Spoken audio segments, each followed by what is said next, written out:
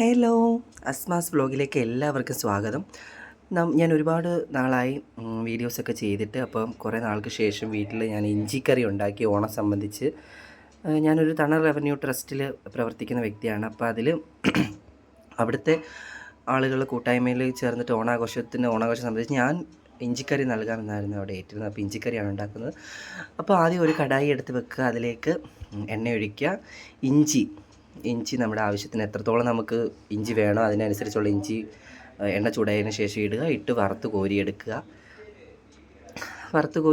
അപ്പം ഇഞ്ചിക്കറി എന്നൊക്കെ പറയുന്ന സമയത്ത് ഓണം സംബന്ധിച്ച് നമുക്ക് സദ്യയിലൊക്കെ മെയിനായിട്ട് വരേണ്ട ഒരു വിഭവമാണ് ഇഞ്ചിക്കറി എന്നാണ് പല രാജ്യത്തും പറയുന്നത്. നമ്മുടെ ഇവിടെയൊക്കെ ഇഞ്ചിപ്പുളി എന്നാണ് പറയുന്നത്. നമ്മൾ പുളിവെള്ളമൊക്കെ ചേർക്കുന്നൊക്കെ ഉണ്ട്. അപ്പോൾ നമുക്ക് ഇഞ്ചിക്കറിയാണ് ഉണ്ടാക്കുന്നത്. അപ്പോൾ എണ്ണ തിളച്ചതിനകത്ത് നമ്മൾ ഇഞ്ചി നമ്മൾ ലേശം അധികം ഇതാക്കാത്ത രീതിയിൽ വറുത്ത് കോരി എടുത്തിട്ടുണ്ട്. ഇനി അതിനകത്തേക്ക് ഇടേണ്ടതെന്ന് വെച്ച് കഴിഞ്ഞാൽ ഉള്ളിയാണ്, ചെറിയ ഉള്ളി നമുക്ക് അവിടെ അരിഞ്ഞു വെച്ചിട്ടുണ്ട്. ചെറിയ ഉള്ളി കുനുകുന ഒരു 10-20 എണ്ണം എടുത്തിട്ടുണ്ടായിരുന്നു, അരിഞ്ഞ് ഇടുക. അതും ഇതുപോലെ തന്നെ എന്താ പറയേണ്ടത്, വറുത്ത് കോരിയെടുക്കുകയാണ്. നമ്മൾ മൂപ്പിക്കുകയല്ല, വറുത്ത് കോരിയെടുക്കുകയാണ് ചെയ്യേണ്ടത്. അതിനുശേഷം നമ്മളിടുന്നത് പച്ചമുളക് നമ്മൾ കുനുകുന ഒരു 7 എണ്ണം എടുത്തിട്ടുണ്ടായിരുന്നു. അത് നമ്മൾ കുനുകുന അരിഞ്ഞിട്ട് അതും ഇതുപോലെ തന്നെ വറുത്ത് കോരിയെടുക്കുകയാണ് ചെയ്യുന്നത്. അപ്പോൾ ഇഞ്ചിക്കറിക്ക് ഇഞ്ചിപ്പുളിക്ക് നമ്മളിപ്പോൾ ഇഞ്ചി വറുത്ത് കോരി വെച്ചു. അതുപോലെ തന്നെ ചെറിയ ഉള്ളി നമ്മൾ വറുത്ത് കോരി വെച്ചിട്ടുണ്ട്. അതുപോലെ ഇപ്പോൾ തന്നെ പച്ചമുളകും ഇതെല്ലാം ഒരു എണ്ണയിൽ തന്നെയാണ് നമ്മൾ വറുത്തെടുക്കുന്നത് കേട്ടോ.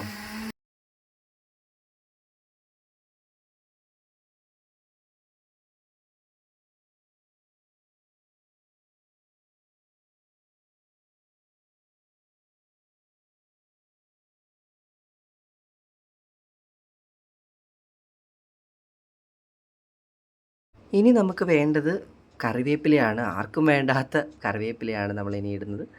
അപ്പോൾ ഇഞ്ചി ഇട്ടു, ചെറിയുള്ളി ഇട്ടു, പച്ചമുളക് ഇട്ടു, ഇപ്പോൾ ഇതാ കറിവേപ്പിലയും വറുത്ത് കോരിയെടുക്കുകയാണ്. അപ്പം ഇതിൻ്റെയൊക്കെ നമ്മൾ ഇപ്പോൾ വീട് നിറച്ച് നല്ല മണമായിരുന്നു ഉണ്ടാക്കിയ സമയത്ത്. കാര്യം എല്ലാം ഒരു എണ്ണയിൽ തന്നെയാണല്ലോ.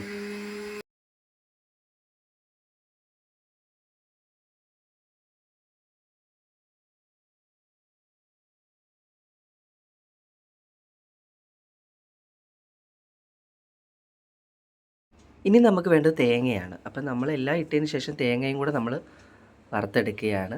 അപ്പോൾ തേങ്ങ നല്ല രീതിയിൽ നല്ല വറുത്ത് മൊരിഞ്ഞ് മഞ്ഞ കളർ ഗോൾഡൻ കളർ പോലെ ആക്കി എടുത്തിട്ടുണ്ട്. ഇഞ്ചിക്കറിയുടെ ഇഞ്ചിപ്പുളി ഉണ്ടാക്കുന്ന സമയത്ത് നമുക്ക് മെയിനായിട്ട് വേണ്ട ഒരു കാര്യമാണ് തേങ്ങ വറുത്തരയ്ക്കുക എന്നൊക്കെ പറയുമ്പോൾ തന്നെ നല്ല മണവും ടേസ്റ്റും ആയിരിക്കും. ഇനി നമ്മൾ ഇഞ്ചിക്കറി ഉണ്ടാക്കേണ്ട മെയിനായിട്ടുള്ള ഉരുളി എടുക്കുക. ഉരുളി മൺചട്ടി ആണെങ്കിൽ കുറച്ചുകൂടി നല്ലതാണ്. എനിക്കിവിടെ മൺചട്ടി ഇല്ല, അതുകൊണ്ടാണ് ഞാൻ ഉരുളി എടുക്കുന്നത്. ഉരുളി എടുക്കുക, എണ്ണ ഒഴിക്കുക. എണ്ണ നല്ല ചൂടാവുന്ന സമയത്ത് കടുക് എല്ലാം ഇട്ട് ഒരു 2 സ്പൂണ് കടുക് എല്ലാം നല്ല വൃത്തിക്ക് പൊട്ടുക. 2 സ്പൂണ് അല്ലെങ്കിൽ 2-3 ഇടുക. കാര്യം നമുക്കിപ്പോൾ 2 സ്പൂൺ മതി, നമ്മുടെ വീട്ടിലെ ആവശ്യത്തിനേക്കൊക്കെ 2 സ്പൂൺ മതി. ഇപ്പോൾ എനിക്ക് പുറത്ത് കൊണ്ടുവരാനുള്ള ഒരുപാട് വേണ്ടതായതുകൊണ്ട് ഞാൻ ഒരുപാട് ഉണ്ടാക്കുന്നത് കൊണ്ടിട്ട് ഒരുപാട് കടുക് ഇട്ടിട്ടുണ്ട്. അപ്പോൾ കടുക് പൊട്ടുന്ന സമയത്ത് നമുക്കതിലേക്ക് വേണ്ട കാര്യങ്ങളൊക്കെ ചേർത്ത് കൊടുക്കാം.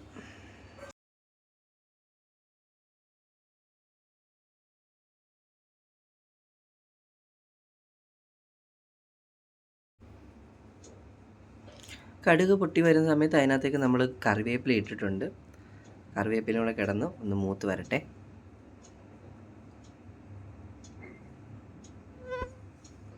ഇനി അതിനകത്തേക്ക് നമുക്ക് പൊടി ഐറ്റംസ് ചേർക്കാം. മുളക് പൊടി 1 സ്പൂൺ, മുളക് പൊടി, മഞ്ഞൾപ്പൊടി, മല്ലിപ്പൊടി ഒക്കെ ഇട്ട് നല്ല മൂപ്പിച്ചെടുക്കുക.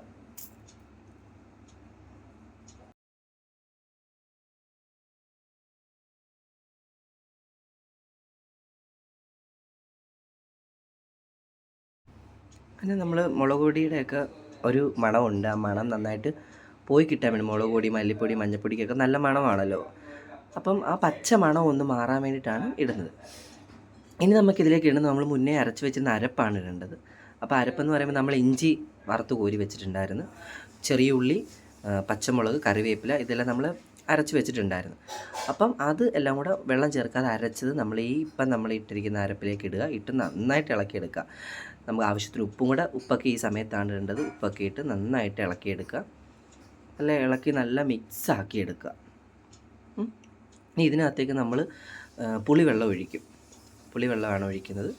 പുളിവെള്ളം ഒഴിച്ച് കഴിയുമ്പോഴത്തേനും ഇത് കുറച്ച് ഡ്രൈ ആയിട്ട് ഒരു കുഴമ്പ് പരുവത്തിലാവും. നമുക്കതല്ല വേണ്ട. നമുക്കിപ്പോൾ ഒരു കുഴമ്പ് പരുവത്തിൽ വേണ്ടവർ അതിൽ തന്നെ പുളിയും ഉപ്പും എരിവും എല്ലാം അഡ്ജസ്റ്റ് ചെയ്യുന്ന രീതിയിൽ ഉപ്പും കുറച്ച് വെള്ളമൊക്കെ ഒഴിച്ച് മാനേജ് ചെയ്യും. നമുക്കിതിപ്പോൾ ഒരുപാട് വേണം എന്നുള്ളത് കൊണ്ട് നമ്മളിനി ഇതിനകത്ത് ശർക്കര ചേർക്കുന്നുണ്ട്. അപ്പോൾ അതുകൊണ്ട് തന്നെ നമുക്ക് കുറച്ചുകൂടെ കുറച്ചുകൂടി ലൂസായിട്ട് കിട്ടണം എന്നുള്ളതുകൊണ്ട് നമ്മളിതിനകത്ത് കുറച്ചുകൂടെ വെള്ളം ചേർക്കും. വെള്ളം ചേർത്തിട്ട് നന്നായിട്ട് തിളച്ച് വരണം. നമ്മൾ വെള്ളം ചേർത്തിട്ടുണ്ട്. വെള്ളം ചേർത്ത് നമ്മൾ തിളച്ച് വരികയാണ്. ഈ തിളച്ച് വരുന്ന ഇതിനകത്തേക്കാണ് നമ്മൾ ശർക്കര അരിഞ്ഞു വെച്ചിട്ടുണ്ട്. ശർക്കര കരിപ്പൊട്ടി അരിഞ്ഞ് വെച്ച് ഇടുക.